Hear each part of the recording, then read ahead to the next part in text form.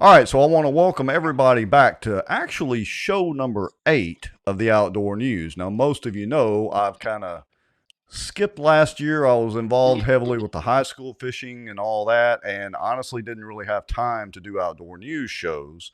So I'm coming back pretty strong with an interesting guest today who is very involved in fishing, Coach Charles Thompson from the LSUS fishing team. So, Coach Charles, why don't you kind of introduce yourself and tell us what the LSUS fishing program is all about? Good deal. How are you? Thanks for having me, Rex. My name's Charles Thompson.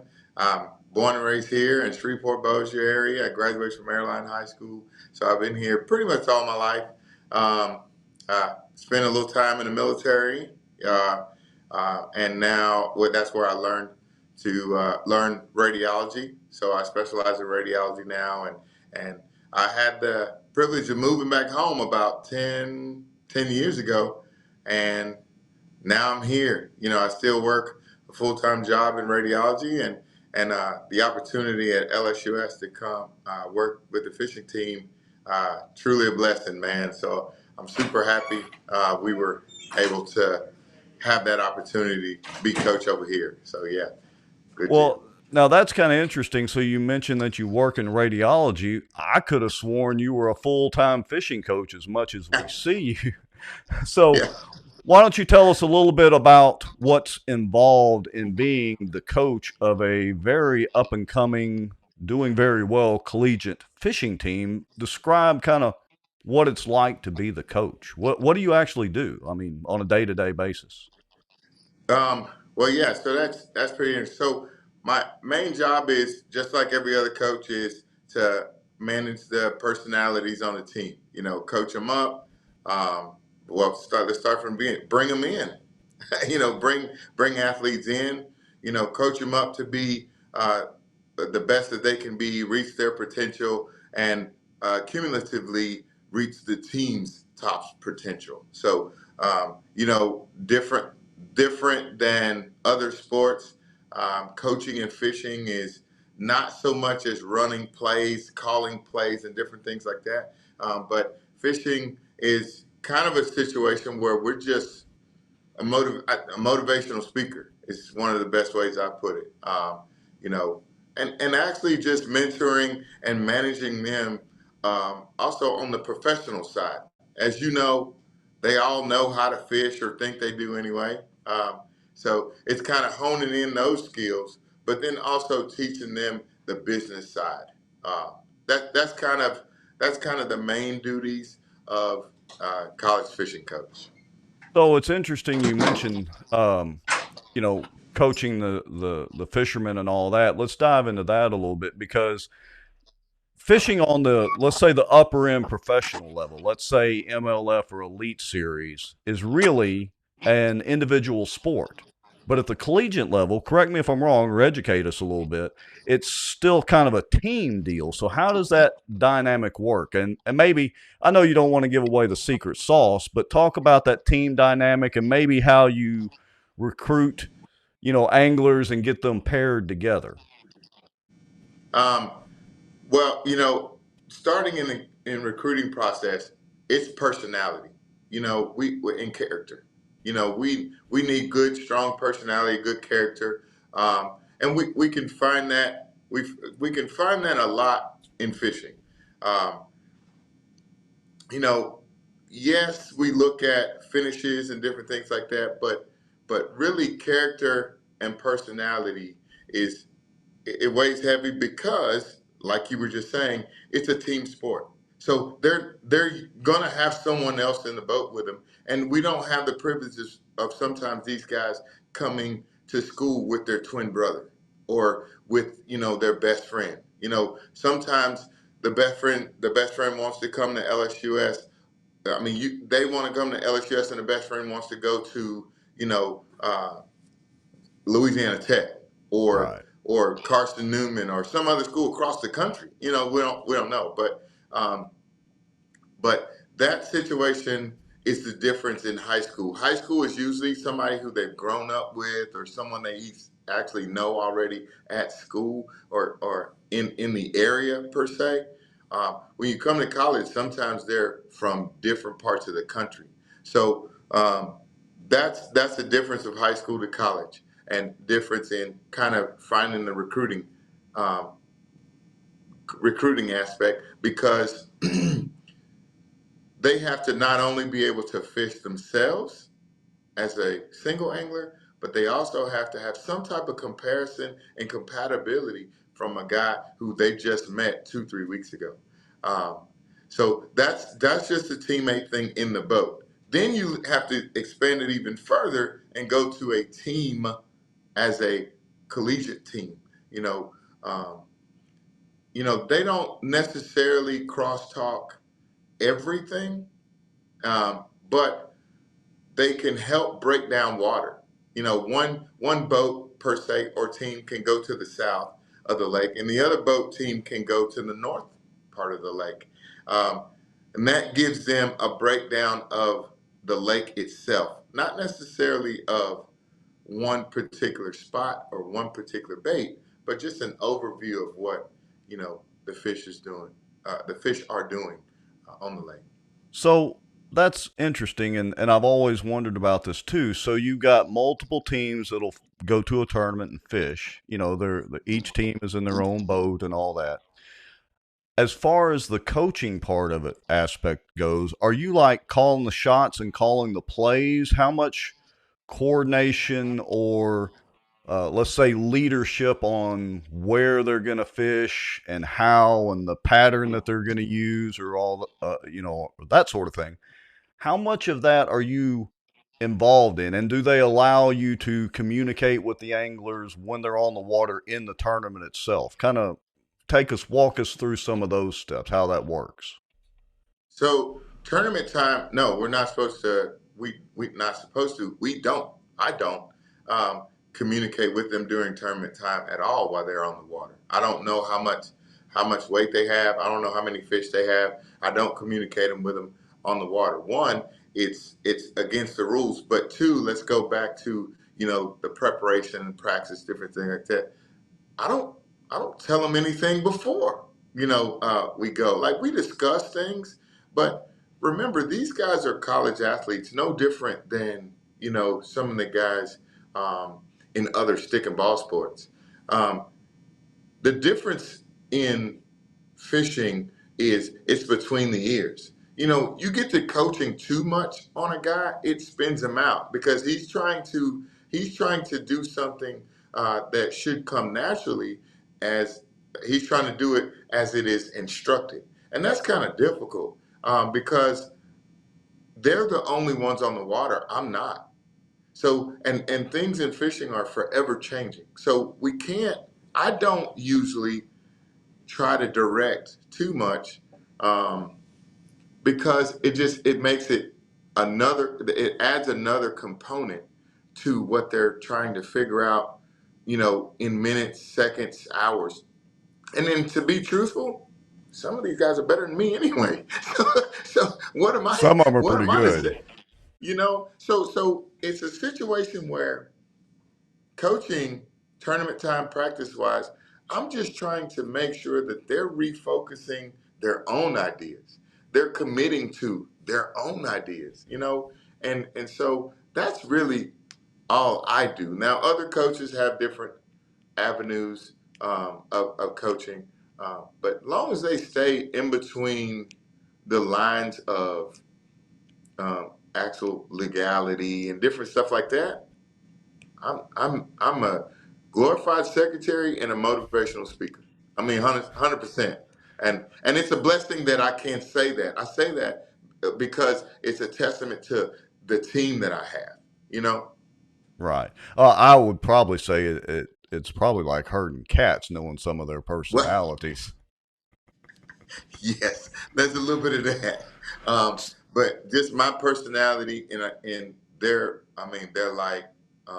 like my kids. So, um, your parenting style kind of comes into play also. Right. It's how I'm a little more verbal or a little more hands-on, quote unquote, with my kids. But no, I mean. That, like I say, character. I recruit the guys who I know I can work with, and they match personality, and I know that I'll be able to. Because, like I say, what we said earlier in the post, this is not my full time job, but I put in full time hours. So when those times where I can't 100% be present, I need them to be able to uphold the things that we've talked about and uphold the things that we know that are guidelines. So that starts at the recruiting process all the way through. Well, speaking of recruiting, that's a good segue because I want to get into recruiting and, the junior and high school fishing, which is insanely popular. So, kind of walk us through a couple of things and let me kind of give you a couple of points and you can expand on them. So, what one of the things is what do you look for when you're recruiting? Do you just recruit from high school trails and leagues, or do you look even maybe at non-tournament, high school fishermen? Where do you draw your recruiting base from? What are you looking for? You because some people in this field don't have the access to a high school team. Sometimes they don't have the access to um, a lot of the high school tournaments. So you have to recruit from all aspects of fishing. He may just fish with his dad and fish on the adult trails. That's a little harder to understand or a little harder to judge. Him against his peers. How do I pick him over another guy? But I usually do pick from the high school and junior trails, especially locally. Um, we have a bunch of good junior and high school anglers here in the area, and I'm able to watch them for a long time. That's why I show up. You see me a lot of times at the high school weigh-ins, um, and there I'm really just looking at how they interact with their peers and how they interact with the adults. How they match adversity, um, how they, like on the clip there, do they jump out of the boat and get the boat rigged up? Do they, or they sit in the truck and let their dad do all that? Like, I mean, those things are they end all save all? Are they the final factor? No, but they are the add-ons that you see um, that that you can tell that they've been in and around fishing and in and around the boat and different stuff like that. Can they run the trolling motor? Can they, how much is the dad involved? That's the big question. How much is the dad involved? Um, it's not a a negative because the dad can be a great angler and transferring that information to him. So it's not just the worst thing ever that his dad is helping him, but is the angler picking it up and able to translate that to him independently fishing? When dad's not in the boat, Right. that's a situation. And then some of the dads don't fish at all, and then it's all him. So I know one of the things that I've tried to help educate some of the parents as well as the anglers, especially if I see some high school anglers or junior anglers, I mean, we've even got junior high fishing these days that tend to be standouts is can they speak well in front of the microphone? In other words, it takes money to make the sport go. Boats are not cheap, baits are not cheap, rods and reels and all that. And a lot of these, even the high school teams have sponsors. So one of the things we've encouraged them to be able to do is when they hand you the mic, utilize the mic and learn what to say rather than just, I want to thank my parents and sponsors, and they turn around and walk out. So how does that relate to the college fishing scene? I mean, because look, I think y'all just signed on Hook. Maybe talk about that. Um, mhm. but it takes money to make this go and takes help. So besides fishing and being able to overcome adversity and fishing in the mental game there, what else do anglers need to be able to do? Do they need to be able to speak in front of a crowd? Most definitely. You alluded to the fact that we signed a deal with Hook last year. Um, what do you think they signed us for? Because I'm a good looking guy? No, that ain't why. I mean, you know, they signed us because of brand recognition and support for their brand recognition. One, you know, the purple and gold. LSU is a strong institution. Secondly, we're as a team a very good team. You know, we have some pretty good success. And then thirdly, what is their return on investment? They pick a team that they feel that can translate that into uh, um, product, right? That's the big thing with all these companies. They sign you for product and to sell product. Um, and like you said, we need them to be able to represent the brand correctly, you know, and that includes speaking on stage. Hey, you know, this is a hook shirt I have right here. It's called the cold front, A18 cold front. I mean, it's a hooded jersey. Man, this thing is awesome. It's unlike a lot of other shirts. It's a double sided on the front, and then it's one sided in the back. So cold front, right? I have to be able to describe that shirt and tell guys why I like this shirt. This is one of my favorite shirts. Um, they have to do that same thing, not only on stage but for social media. You know, is social media the top of the line?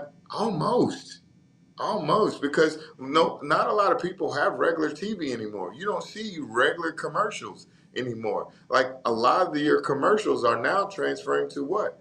Social media instead of, you know, regular TV. So, you know, their social media platform, big. Um, their on stage, you know, presentation and communication, big. And brand recognition, you know, how can they represent? How can they? I'm stumbling all over my words. How can they, you know, push that brand? Right. You know, Right. how can they describe their products? Can they translate what questions people have about the product? You know, all those things come into play, and that's why a lot of the guys on my team are either marketing, business, or finance. You know, Yeah. that's how they're able to. All right. So I want to drop back and kind of reverse for just a little bit. Okay. And because the LSUS fishing program, I've seen it just in the couple of few years I've been aware of it growing by leaps and bounds. So if you would take a few minutes and go over maybe the history of the LSUS fishing team, you know, kind of about when did it start? When did you become involved in it? And kind of what you see over the next few years as the potential of not only the LSUS fishing team, but also college fishing in general. Um, okay. So there was a team before me, and they've had great success. They championship presentation, um, championship representation on the big stage, different things like that. Strong finishes in the championships and things like that. Um, there was, I think, about 6, 7, 8 guys who started this program. I want to say in um, 16, 17, 20, 18. I'm not sure, but definitely a bit before me. And I've been in communication with those guys, and shouts out to them. One, Jared Roscoe, Ant, some of those guys. I've been in a little bit of communication with them, so you know, paying homage to them for starting this program over here. Uh, I started here in 2020, I think. Um, and so I've been here. This is my fourth year as the coach here. And when I showed up here in 2020, we had probably about 4 or 5 guys here. Um, and we were able to grow from there. Now, also, the reason why we probably could have grown earlier, a lot earlier, we could have probably had 10, 15, 20 guys in 2021, my next year. But being that I'd never been a coach before, and I wanted to grow it right. So I wanted to grow it slow. I didn't know what I didn't know. I didn't know what I wanted to do or what I didn't want to do. So I wanted to grow it slow, but then still be able to create an opportunity to build a foundation. So I think the first year I brought in Tripp and Matthew and Braden, who are have been my solid stars. Through this whole situation. They started it with me. Uh, um, we went from probably 6 or 8 the first year or so. Then we went to 10, and then we went to 12, and now we have 16. So, if a a young junior angler or high school angler is considering moving on to the college level at some point, talk to me a little bit about how that dynamic works as far as even the logistics of it. What does the angler have to provide? What does LSUS provide? In other words, does the colleges provide boats for them? Do they provide a truck, room, and lodging, that sort of thing? How does that dynamic work? What can up and coming high school anglers and parents be trying to prepare for when they move on, if their kids want to and are able, to the next level? So, at the angler, what the angler needs to have is the dying want to fish. Like it's serious. It's not something where it's a lot of guys in high school fishing, and I'm not trying to talk bad about anybody, but a lot of guys in high school fishing are having fun, and you're gonna have fun up here. But we at this level, it's collegiate sports. So you need to have that deep rooted in you first and foremost. Um, the next thing you think about is boats and trucks and all that. Yes, you need to have a tow vehicle, but at the same time, we have people with tow vehicles. It'll be nice to have a boat, but we have guys with boats, and it's not a mandatory thing. Um, but when you get here, you need to try to help take care of the, like you need to make sure that you know how to help, unlatch the boat and, take care of the guy's boat, wipe the guy's boat down if you don't have, different things like that. Um, um, when you get here, regardless of that status, um, we take care of your boat gas, truck gas, entry fees, and different things like that for tournaments. We take care of that as a school.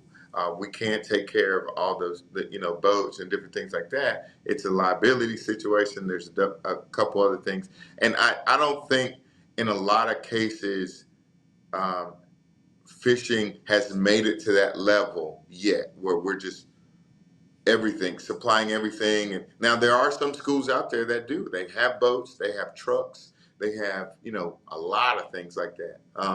But, one of my big stars about my institution is that we have a very reasonable tuition. And with a reasonable tuition, we don't have the money to provide boats, and we don't have the money to provide trucks and different things like that. So it's a give and take in a lot of different things.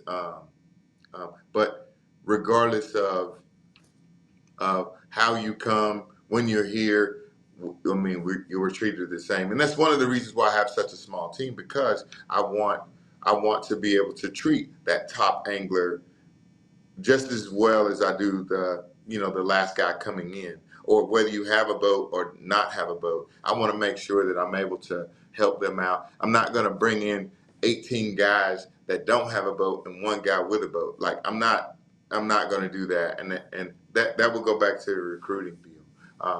But we take care of just everything. Is a lot of the big schools, we just don't pay down as far, and because we don't have as big as some of these guys have 30 people on their team, 40, 50, 60 people on their team. So that's All right. that's that's kind of how it gets. And now scholarship wise, so that's another thing in that arena. We work off of academic scholarship. If you're in the state of Louisiana, you make a 20 on the ACT, you go to school at LSU Shreveport for free with the academic scholarship and the top scholarship for the state.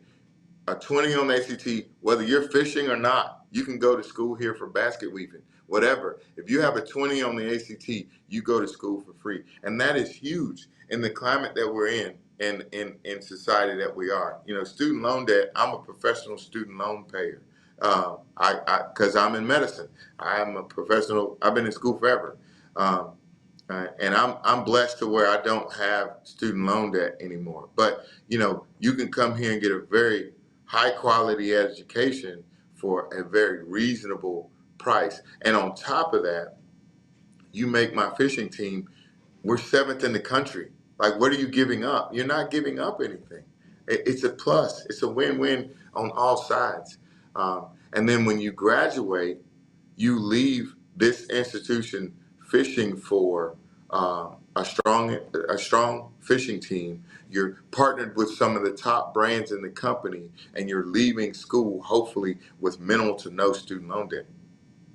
That's very I mean, interesting. You're educating me tonight. I wasn't aware of that. yeah. So, all right, you mentioned a couple of things, so I want to drop back to them and get some In explanation on that. one, So, in 1 second, I'm sorry about interrupting, mhm. but I need to. Somebody asked me this last, and which goes to the last comment I made. We are a 4-year school. We're a university, you know. So we are a 4-year school. Somebody asked me, "Are you a 2-year school because I have a reasonable tuition?" No, we are a 4-year school. Like, this is one of the best business schools in the region. You know, a lot of it is online, but we do have in classroom. I mean, we have dorms, we have everything. We are a university. We are LSU Shreveport campus. We are connected to that brand. So I wanted to clear that. I apologize for interrupting you Oh here, no, but no, yeah, that's I wanted to say we are a 4-year school also. so. I want to get to payouts here in a minute, but you just Hmm.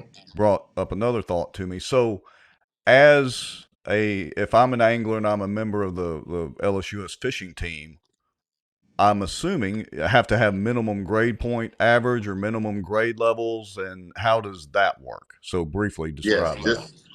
just like every other collegiate athlete. I mean, you have to have a 2.0 Okay, um, all right. at minimum. Now, I tend to hold you with a little bit higher regard because of the simple fact that we're gone a week, a month. So you're not only are you in, like, they just were in Georgia. They were in Augusta, Georgia, just north of there at Clarks Hill. They were out there for a week. They left Sunday and they're just getting back today. They missed all um, uh, all class all week. They missed class all week. So, I mean, not only are you having to make that up or do homework on the road, but you have to be sharp enough to be able to balance that. You know, manage the training, your practice time on the water, and get home and on the computer. You're on the computer doing homework. Like, you have to be responsible enough, and a lot of times you can see that in a angler's grades and GPA and I'm sorry, you can see that in GPA and ACT score. All right, so let's transition. You mentioned payouts, so I want to. There's a little bit of I don't want to say controversy, but kind Hmm. of in high school payouts. For the high school side, how do payouts work in the college side? So when they go to a tournament, are they just winning plaques and trophies? How does that work? Um, as a coach school, and we fund everything, whatever they win will come back to the institution, which will go back to, one thing at LSUS, we have a fund that all our donation money, all our money that we raise goes into a bank and it goes right back out to us. Like, it's earmarked for bass fishing. By the way, you can donate at LSUS Foundation bass fishing, but all that money stays in bass fishing. So if I'm supplying all monies, travel money and all that thing, they most trails will pay um, either prizes or money from top 5 or top 10, and So that's how that works at the collegiate level. I know it's the high school level. Sometimes they pay further down. Sometimes they give scholarships and different things like that. But at the collegiate level, it's top 5, top 10. Some may be 15 or deeper. But the payouts are they're not compared to what we're paying in. But Right. but they do pay in that top 5, top 10 situation. All right. So, a couple more things and we'll start wrapping it up. Mhm. So related kind of to the payouts, sort of, and places that they would win. How do they Okay. do the college rankings? Is there like one overseeing organization that ranks this? How does that work? How do I know where you guys are really ranked? Right, right. That's Rex. We've kind of tiptoed on some of that already, but we wanted to save it for this podcast. So, and I get that question a lot. There's three trails. There's ACA, American College Association, uh, and then there's the Collegiate Association. Then there's BASS, and there's MLF.